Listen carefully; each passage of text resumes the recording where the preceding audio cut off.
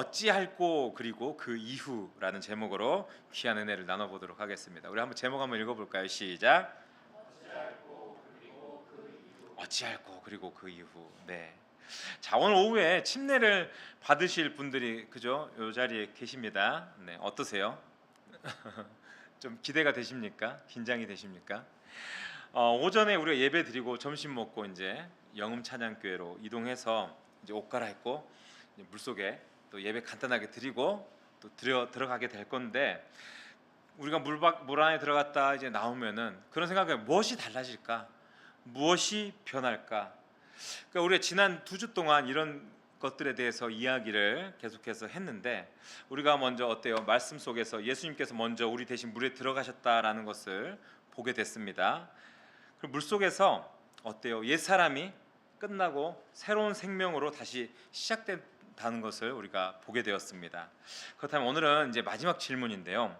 물 밖으로 나온 다음에는 어떻게 사는가? 중요한 문제입니다. 그것에 대한 이야기를 여러분들과 함께 나누려고 합니다. 오늘 사도행전 2장의 말씀을 같이 봤습니다. 교회 역사상 최초로 침례가 정말 큰 대규모로 벌어지고 행해지는 날의 기록이 나타나고 있습니다. 무려 몇 명이 침례를 받았나요? 3,000명. 네, 3,000명. 제가 그 논산 훈련소에 진중 침례식 보통 여름에 이제 침례교단 목사님들이 가서 하거든요. 그러면은 그 훈련소에서 그죠? 그 군인들이 엄청 많이 와서 침례를 받는 그 장면을 보면 정말 장관입니다. 어마어마한 모습이죠. 근데 3,000명, 얼마나 많은 인원이겠습니까? 그죠? 3,000명 모아서 서 있기만 해도 장난 아닌데, 어쨌든 물반 사람 반이었겠죠. 그 강가에서. 근데 그 날 무슨 일이 있었는지, 그리고 그 이후에는 그 사람들이 어떻게 살았는지를 보여주고 있어요. 이야기를 해주고 있습니다. 또 어떻게 살아야 하는지에 대해서 오늘 이야기를 하고 있는데요. 이 삶을 우리가 좀 살펴보면서 침례 이후에 우리의 삶을 다짐하는 어떤 귀한 은혜를 오늘 좀 누렸으면 좋겠습니다. 아멘. 네, 첫 번째입니다. 첫 번째로 복음이 우리의 심장에 꽂힐 때 침례가 시작된다라는 것을 기억했으면 좋겠습니다. 같이 읽어보겠습니다. 시작. 자, 우리 말씀 한번, 오늘 말씀 중에 37절의 말씀 한번 읽어보겠습니다. 시작. 그들이 이 말을 듣고 마음에 찔려 베드로와 다른 사도들에게 물어, 형제들아 우리가 어찌할꼬. 네, 우리 오늘 설교 제목 어찌할꼬의 그 어찌할꼬가 여기 나온 어찌할꼬입니다. 이 구절에 보면요, 보십시오. 마음에 찔려라는 표현이 나오는데, 헬라어 원어로 신약 전체를 찾아봐도요, 여기 한 곳에만 나오는 표현입니다. 이 마음에 찔려라는 표현이요.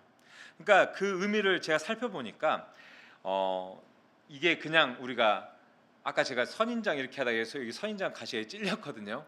근데 이 정도 찔리는 게 아니라 여기에 나오는 찔려는요, 관통한다는 의미입니다. 관통한다. 아시죠? 무슨 의미인지? 총을 쐈어요. 관통해서 지나간다고 하잖아요. 그죠? 이렇게 뚫고 지나가는. 그러니까 그 정도의 의미를 여러분들 생각하면 돼요. 그러니까 우리가 가슴을 관통하는 충격을 받았다라는 그런 의미로 받아들이면 된다는. 그러니까 이들이 심장에 무엇이 뚫었는가라는 생각을 한번 해봐야 돼요. 이 사람들의 심장을 무엇이 뚫었는가. 방금 베드로가 한 말을 듣고 이 사람들 심장이 찔림을 받아 뚫린 거예요. 그죠? 그럼 그게 무슨 말이냐? 36절 한번 보겠습니다. 36절 같이 읽어보겠습니다. 시작. 그런즉 이스라엘 온 집 확실히 너희가 십자가에 못 박은 이 예수를 하나님이 주와 그리스도가 되게.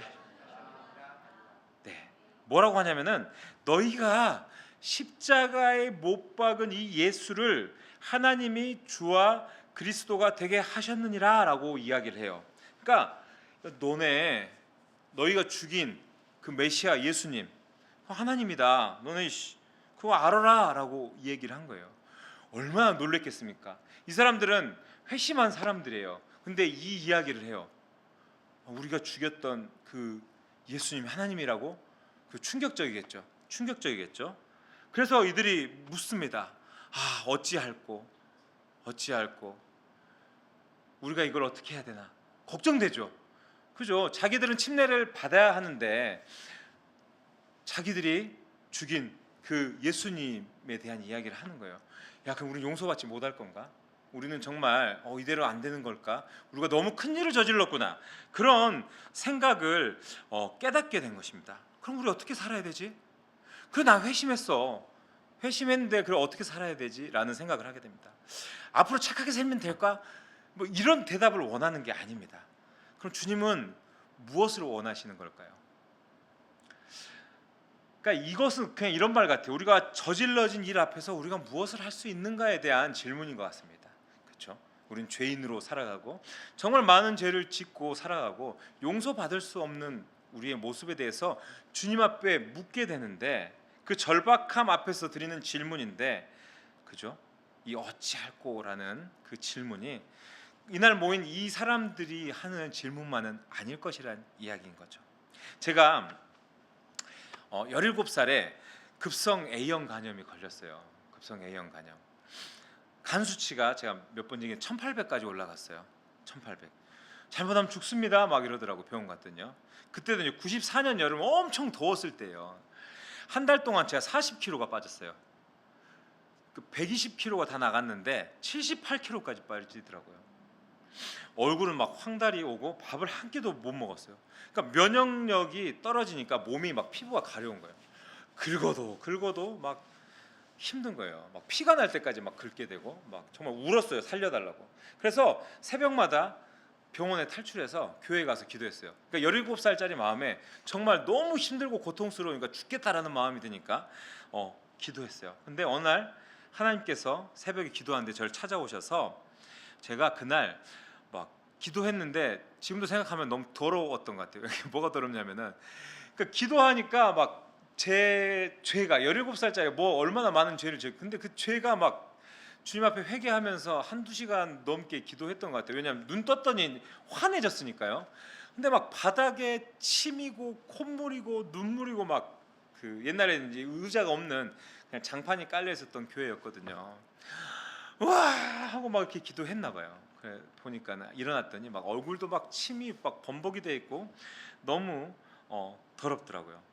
그런 마음에 정말 하나님 나를 정말 사랑하시는구나, 나를 하나님께서 이런 죄인이지만 그래도 나를 용서하시는구나, 나를 구원하셨구나, 그러니까 그런 마음이 확 들어왔어요. 그러니까 심장 안에 진짜 그런 복음이 확 꽂히니까 제가 결단했어요. 어떤 결단했냐면은 그때까지 올림픽 금메달리스트가 목표였는데, 그죠? 그리고 운동도 꽤 잘했습니다.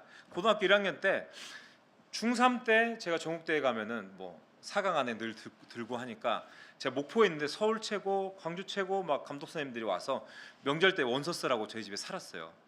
잘 키우겠다. 대학 갈 때는 골라서 갈 수 있게 하겠다라고 했던 그 감독님 말이 제가 아직도 생각이 나요. 저희 아침에 새벽에 6시에 와가지고 문 두드리고 와서 밤 10시, 11시까지 안 가고 버티고 앉아 계신 거예요. 원서 써주라고. 그 정도로 괜찮았는데 제 마음에 어떤 생각이 들었냐면요, 제가 하나님 앞에 영광 돌리기 위해서 운동을 하지만 그것보다 더 큰 것은 내 평생의 삶을 하나님께 바치는 게 더 크겠다 하고 17살짜리가 결단해요. 그리고 서원 기도를 합니다. 저는 약간 요런 시간들을 거치면서 침례를 받는 여러분들에게 어떤 이야기를 하고 싶었냐면요, 침례를 받으러 오는 사람의 마음이 좀 이래야 될 것 같다라는 생각이 들어요. 그러니까 좀 마음의 결단이 있어야 된다라는 생각이 들어요. 내 삶이 이전하고 달라져야 한다라는 것이, 그런 결단이 있어야 된다라고 생각을 합니다. 그냥 교회 다니니까 제가 이거 받는 거예요.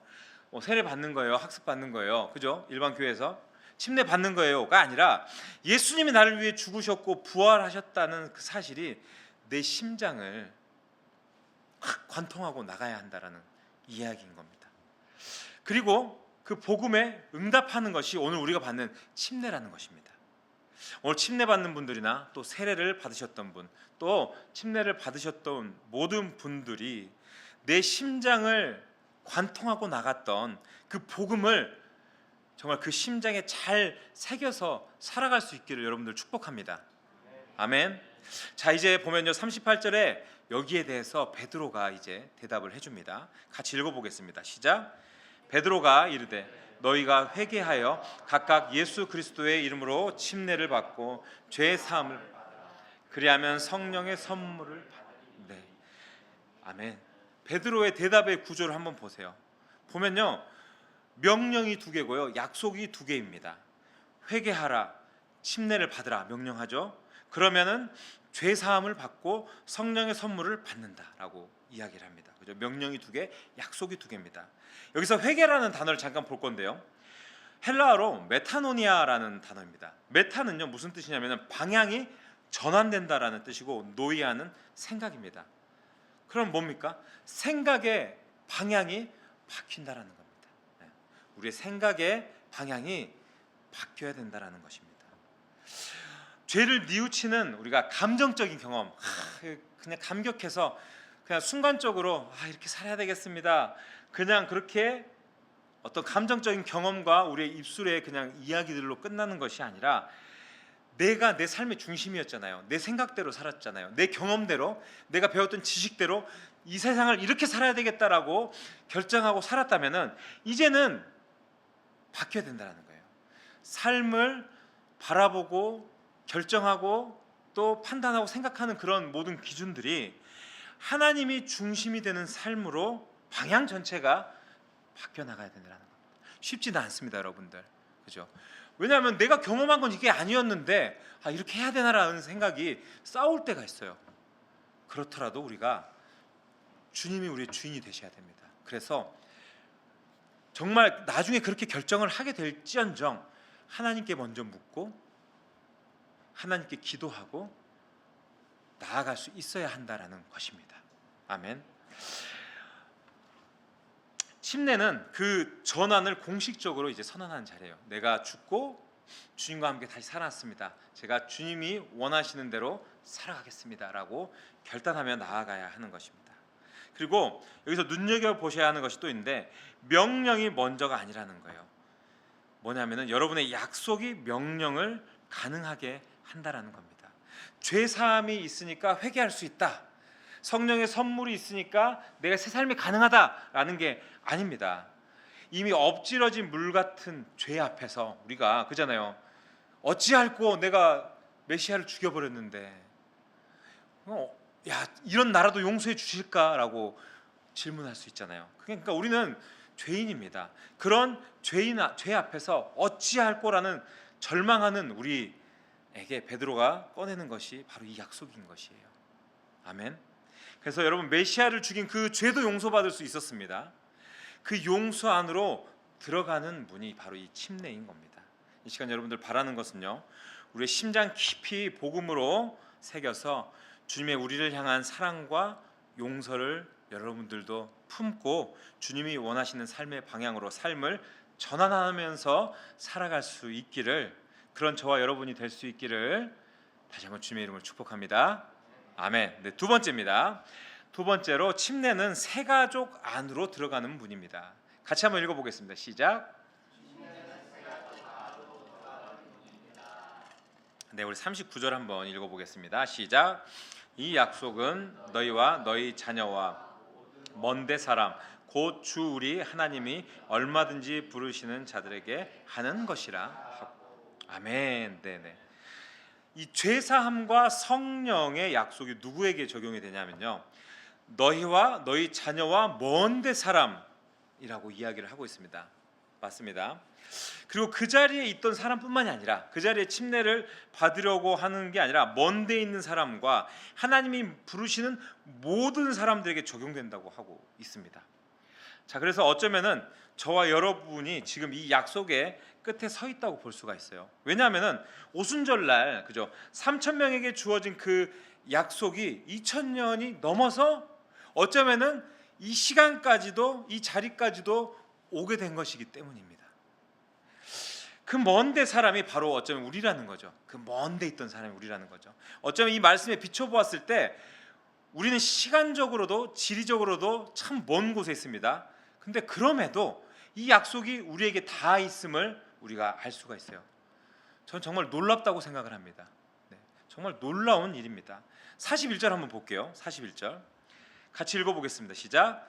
그 말을 받은 사람들은 침례를 받음에 이날의 신도의 수가 3천이나 더하더라. 네, 3천 명이 제가 처음에도 얘기했지만 같은 날 침례를 받았어요. 근데 누가 보면요, 누가가 이것을 어떻게 표현하냐면요, 신자의 수가 3천이나 더하더라라고 합니다. 그러니까 신자의 수가 3천이나 더해졌습니다. 어디에 더해졌습니까? 그러니까 교회에 더해졌습니다. 이미 있던 공동체가 있었습니다. 근데 그 공동체에 3천 명의 침례받은 자들이 더 더해져서 더 큰 공동체가 이루어졌다라는 겁니다. 침례는 보면요, 개인의 사건입니다. 개개인이 침례를 받습니다. 그렇지만 혼자 하는 것이 아닙니다. 공동체 앞에서 하는 것이고요, 공동체 안으로 들어오는 것입니다. 우리가 보통의 이제 교회에서, 그죠, 교회론적으로 봤을 때 정식적인 멤버십이 되기 위해서는요, 이 침례나 세례를 받은 자들을 기준으로 하게 됩니다. 개인의 신앙 고백이 확실하게 있는 자들, 검증돼 있는 사람들을 그 멤버십 안으로 불러들이는 거죠. 우리 이제 여기 배병대 목사님 계시는데 비송교회 그 성도들이 이제 전도해서 몇 분들이 계셨어요. 근데 작년에 제가 침례식을 했는데 정말 성경의 원형대로 그 교회의 원형대로 그 멤버십들을 더 주님 안에서 우리는 하나라는 것을 더 확실하게 하기 위해서 그렇게 침례식을 집례하는 것을 제가 봤어요. 저희도 제가 침례식에 이렇게 열을 올리고 좀 더 강조하는 이유는 고 신앙의 공동체가 확고하게 우리가 자리 잡기 때문에 이 침례식을 더 중요하게 생각을 했었고, 또 저희가 또 침례 교단 아닙니까? 침례 교회이기 때문에 더 그렇게 이야기를 하고 강조를 했던 겁니다.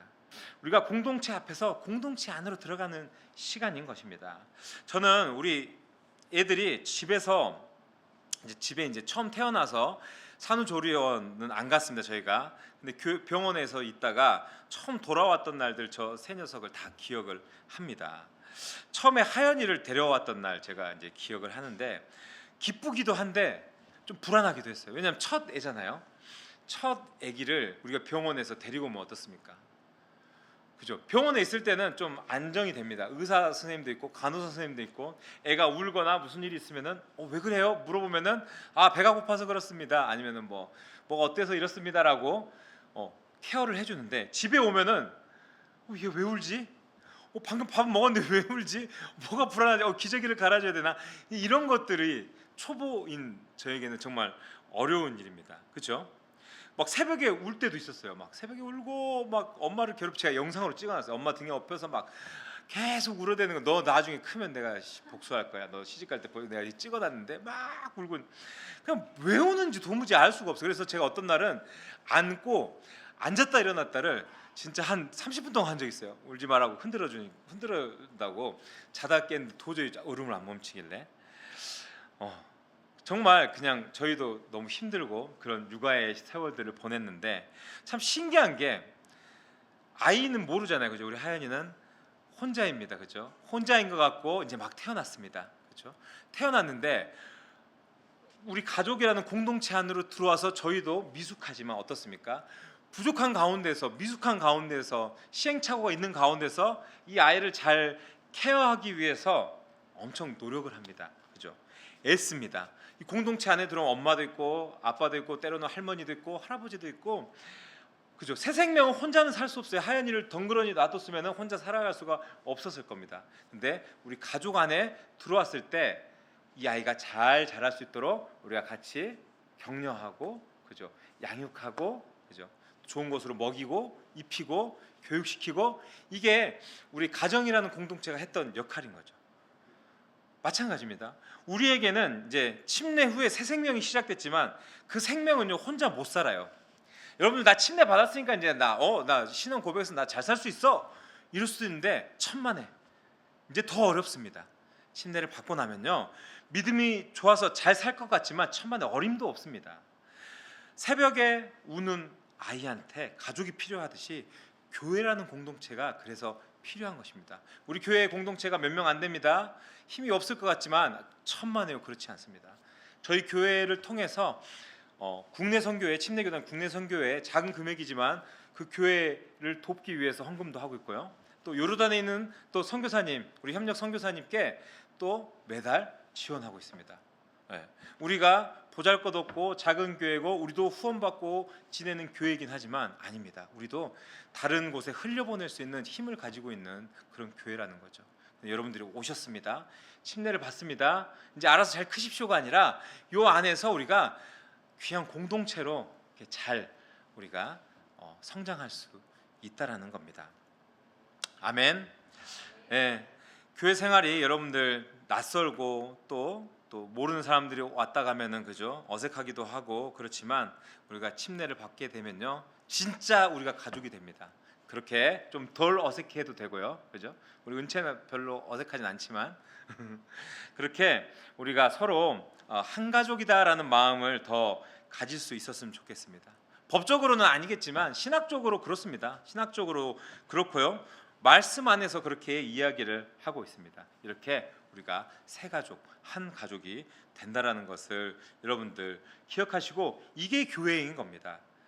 그래서 여러분 이 시간 바라는 것은요, 오늘 침례를 통해서 여러분들 이 교회 안에서 그냥 저는 가족, 식구 이런 말 좋아합니다.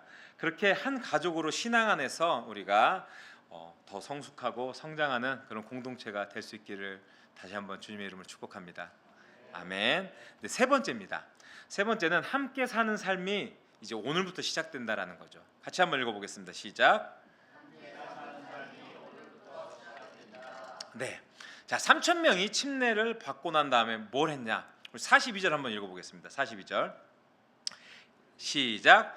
그들이 사도의 가르침을 받아 서로 교제하고 떡을 떼며 오로지 기도하기를. 네, 아멘. 침례를 받았어요. 이제 우리 한 가족이 됐어요. 교회 공동체 안으로 더 깊은 교제가 있습니다. 자, 여기 보면 네 가지를 이야기합니다. 첫 번째가 사도의 가르침, 두 번째 교제, 세 번째 떡을 떼고, 네 번째 기도합니다. 그렇죠? 그리고 이 모두를 어떻게 했다고 합니까? 힘써서 했다고 합니다. 그렇죠? 힘쓰니라라고 이야기를 합니다. 헬라어로 프로세카르테룬테스라고 합니다. 되게 어렵더라고요. 그러니까 이게 어떤 의미냐면요, 한 번 하고 그친 게 아니라 지속적으로 하다, 꾸준히 하다, 굳건하게 붙어서 했다, 이런 의미를 가지고 있습니다. 그러니까 힘써서 했다는 거는 일회성으로 오늘 한번 힘 으쌰 쓰고 끝내버린 게 아니라 지속 가능한 모습으로 성실하게 이것들을 진행해 나갔다라는 이야기입니다. 그러니까 사도의 가르침은 어때요, 여러분? 말씀을 의미합니다.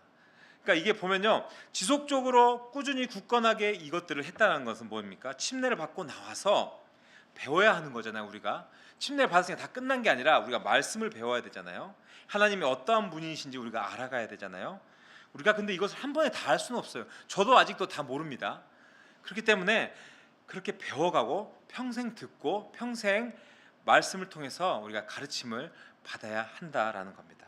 그래서 우리가 주일 예배에 오는 것, 집에서 말씀을 보는 것, 또 때로는 뭐 영상으로 또 우리가 또 말씀도 듣기도 하고 그러잖아요. 뭐 여러 가지 방법으로 책을 사서 보기도 하고, 이것들이 그 첫 번째 과정인 것입니다.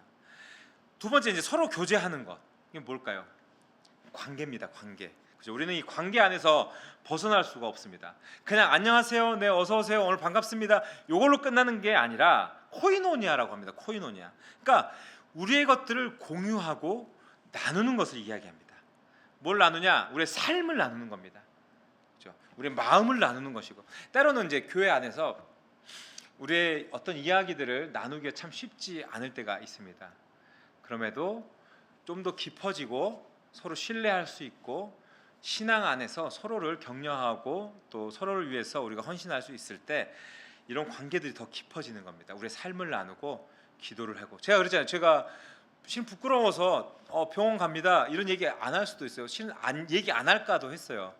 왜 했냐? 여러분들이 저의 가족이기 때문에. 그죠? 저희 어머니가 아프다 그러면은 제가 기도합니다. 그죠? 저희 자녀들이 아프다면 기도합니다. 다 마찬가지일 겁니다. 가족이기 때문에 그 교제 안에서 여러분들에게 그 관계 안에서 요청을 하고 같이 이렇게 해주십시오라고 부탁을 드렸던 겁니다. 그래서 우리가 살다 보면 기쁠 때도 함께 해야 되고 힘들 때도 함께 해야 되고, 그죠? 혼자서는 신앙생활 힘듭니다. 함께 해야 되는 겁니다. 이것을 꼭 기억하시기를 바랍니다.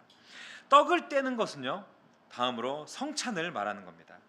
예수님이 마지막 밤에 이 떡을 떼면서 이것은 너희를 위하는 내 몸이라고 말씀하셨어요. 그죠? 초대교회는 어때요? 그것을 함께 기억하면서 같이 먹었습니다. 침례가 어때요? 한 번 있는 사건이에요. 그죠? 여러분들 침례 여러 번 안 받습니다. 평생 한 번 받습니다. 한 번 받는 사건이라면은 성찬은 그것을 반복해서 그 사건을 새기는 것입니다. 떡을 뗀다라는 것은 내가 죽고 다시 살아났다라는 그 사건들을 다시 한번 기억하는 겁니다. 주님이 나를 위해서 십자가에 돌아가셨다라는 나를 기념하라는 그 사건을 계속해서 기억하는 겁니다. 그래서 주기적으로 우리가 이 주의 만찬, 이 성찬을 진행하는 겁니다. 우리 안에 행하신 그 일들을 잊지 않기 위해서 하는 겁니다. 우리는 늘 주님이 우리를 위해 죽으신 그 사건을 기억하고 새기면서 또 감사하는 시간을 가지면서 살아가야 하는 것입니다. 마지막으로 기도는요, 제일 중요합니다. 또 이건 하나님과 대화하는 겁니다. 여러분들 기도 많이 하십니까? 기도 많이 하세요? 네, 기도는 무시로 때를 가리지 않고 어느 곳에서든 우리가 할 수 있는 게 기도이지 않습니까? 침례를 받고 나면요, 하나님과의 관계가 더 깊어져요. 그렇잖아요. 법적으로 어쨌든 하나님의 더 가까운 자녀가 되지 않았습니까? 그죠? 새 생명을 얻은 우리가 되지 않았습니까? 우리 관계가 생기면 어떻게 돼요? 대화합니다. 대화. 그렇죠? 대화하잖아요. 생판 모르는 사람한테 한 번도 말 안 걸어본 사람한테 대화를 할 수 있습니까?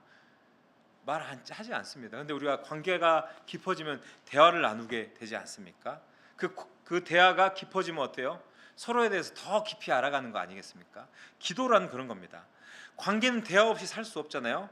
그렇기 때문에 기도하세요 하면 기도를 엄청 잘해야 된다라고 생각해요. 테크닉이 있어야 된다고 생각해요. 아닙니다. 네, 기도는 기술이 아닙니다. 그냥 아버지께 이야기하는 겁니다. 여러분들 아버지에게 얘기하시지 않았습니까? 어머니에게 얘기하시지 않습니까? 필요한 게 있으면 얘기하고. 우리 아이들 엄청 시끄럽습니다. 오면은 엄마 나 오늘 학교에서 무슨 일이 있었는데 누가 어쨌고 뭐가 어쨌고 얘기를 합니다. 왜? 엄마니까 아빠니까 이야기를 하는 거 아닙니까? 삶을 공유하고 나누고 나에 대해서 이야기를 합니다. 그렇기 때문에 유창한 말로 하지 않습니다. 그죠? 멋있는 말로 미사여구를 붙여서 저에게 이야기하지 않습니다. 기도도 마찬가지입니다. 화려하지 않아도 됩니다. 좀 서툴러도 됩니다. 또 짧아도 됩니다. 하지만 우리가 반드시 해야 되는 게 이 기도라는 것입니다. 아멘. 밥 먹을 때만 기도하지 말고 우리 아들들 밥 먹을 때 기도도 잊어버리고 할 때도 있어요. 어쨌든 기도를 여러분들 대화하듯이 늘 할 수 있었으면 좋겠습니다. AD 112년에 플리니우스라는 로마 총독이 있었어요. 근데 이 사람이 황제 트라이아누스에게 편지를 합니다. 그 편지 내용이 뭐냐면요, 기독교인들을 어떻게 처리해야 되냐, 골머리 썩는 기독교인들 어떻게 죽여야 되냐, 그런 질문들이었는데 그 편지에 이런 내용이 있었어요. 이제 기독교인들에 대해서 묘사하는데, 이들은 매주 특정한 날에 모여서 그리스도를 신으로 찬양하는 노래를 부릅니다. 그리고 서로에게 도둑질, 강도, 간통을 하지 않기로 맹세합니다. 또한 초대교부인 터툴리안이 이 세기에 이렇게 이야기를 했어요. 이 기독교인들을 봐라, 얼마나 서로 사랑하는지. 그냥 이게 칭찬입니까? 비아냥거리는 이야기였어요. 그런데 그 비아냥거림이 역설적으로 이 초대교회의 공동체성에 대해서 말해주고 있습니다. 야, 저것들 얼마나 사랑하니 저 봐라. 야, 주마다 모여서 야 이렇게 살자고 서로 맹세하고 있다. 도둑질하지 말자, 강도질하지 말자. 그죠? 골머리를 썩고 있는 기독교인들 어떻게 없애버릴까라고 생각해서 걔네들 뭐 하고 있는지 살펴보라 했더니 이러고 있답니다. 그죠? 결국은 로마가 그들을 인정하지 않았습니까? 기독교인이 아닌 로마 관리 눈에도 보일 만큼 실제로 이렇게 살았다라는 이야기입니다. 사도행전 2장 42절의 네 가지는 어떻게 보면요, 이제 제가 얘기했던 이상적인 명령이 아닙니다. 그러니까 역사적으로 그렇게 교회는 살아왔습니다. 살아왔고 지금까지 이어져 있습니다. 그렇지 않은 교회들이 많아서 요즘 욕을 먹기는 합니다. 옛날에도 마찬가지였습니다. 이단도 생겨났고 문제들이 많았습니다. 근데 어쨌든 건강하게 신앙생활하는 건강한 교회들은요, 바깥 세상에서 보일 만큼 그렇게 미련하게 살았다라는 거죠. 쟤네들 야 좀만 속이면 이렇게 이익이 오는데 저렇게 살아 라고 답답해 보이는 게 기독교인이라는 겁니다. 자, 이제 여러분 이렇게 살아야 됩니다. 네. 오늘 이제 오후에 침례식을 받고 물 밖으로 나온 순간 좀 더 명확하게 이렇게 살아야 된다라고 제가 다짐하게 됩니다. 긴장되십니까? 아, 그러세요? 아, 나 이렇게 침례까지 받았는데 또 죄 짓고 살면 어쩌지 걱정되십니까? 아닙니다. 우리 그 모든 것을 하나님께서는 기억하고 계십니다. 네. 이제 어쩌면은 이제 침례를 받고 나서 내일 아침에도 실은 변함없는 삶이 계속 지속될 거예요. 내가 짠 하고 나왔으니까 성령이 비둘기같이 내려와서 내가 뭐 어떤 드라마틱한 변화가 일어날 거는 아닐 수도 있습니다. 내일 월요일 아침에도 우리 일상적인 삶은 그대로 진행될 겁니다. 그죠? 우리 집안에서도 그죠? 나의 아내가 나한테 잔소리도 하고 우리 애들은 내 속도 썩이고 그죠? 직장 가면은 골치 아픈 스트레스들은 그대로 남아 있을 수가 있습니다. 어떨까요? 주님, 제가 침례까지 받고 주님 앞에 신앙 고백했는데 왜 이런 것들은 변하지 않습니까? 네, 어렵습니다. 난 좀 더 주님 앞에 가까이 갔다고 생각하는데, 그래서 내 삶이 변화되기를 원하는데 주님께서 그렇게 해주기를 바랬는데 변하지 않을 수도 있습니다. 그래서 어색하고 또 힘들 수도 있습니다. 근데 우리가 여러분 잊지 말아야 하는 것은요, 우리 힘으로는 그렇게 못 삽니다. 잘 살 수 없어요. 그래서 저와 여러분 이렇게 혼자 하는 것이 아니라 주님께서 우리를 붙들고 이끌고 나아가셔야 한다라는 거예요. 그래서 우리는 늘 주님, 저희를 이끌어 주십시오. 주님께서 저희를 붙들어 주십시오. 주님, 내 이 널뛰는 마음을 주님께서 만져주십시오. 우리 상황이 어렵습니다. 하나님 어떻게 해야 될까요? 이 상황들 어떻게 이겨나가야 할까요? 라고 할 때마다 그 문제에 함몰되는 것이 아니라 주님을 바라보고 주님을 의지하고 그 상황들을 이겨나갈 수 있는 힘을 달라고 부르짖을 수 있는 게 우리의 모습이 되어야 하는 것입니다. 여러분 이제 침례 받아도 미숙합니다. 그렇지만 우리 교회 공동체가 있습니다. 서로를 위해서 저는 우리 드림교회가 기도하고 붙들고 또 서로를 위해서 헌신하고 3,000명이 같은 날 침례 받고 같이 시작했듯이 오늘 이 자리에서 또 우리가 같이 시작했으면 좋겠습니다. 여러분 예수님이 먼저 들어가셨던 그 자리입니다. 네. 그분이 우리 대신 완성하신 그 일 안으로 우리가 들어가게 됩니다. 새 생명이 시작됩니다. 그 귀하고 복된 자리에서 나오면요, 우리 귀한 공동체가 새로운 가족 안에서 가르침과 교제와 떡됨과 기도가 있는 그런 귀한 공동체로 시작이 될 텐데, 여러분 바라는 것은요, 하나님께서 이는 내 사랑하는 자녀요라고 우리에게 말씀하셨던 그 말씀을 기억하시면서 늘 기쁘고 감사하면서 주님이 원하시는 그 삶의 방향으로 그렇게 방향을 전환해서 나갈 수 있는 저와 여러분들의 삶이 될 수 있기를 주님의 이름으로 축복합니다.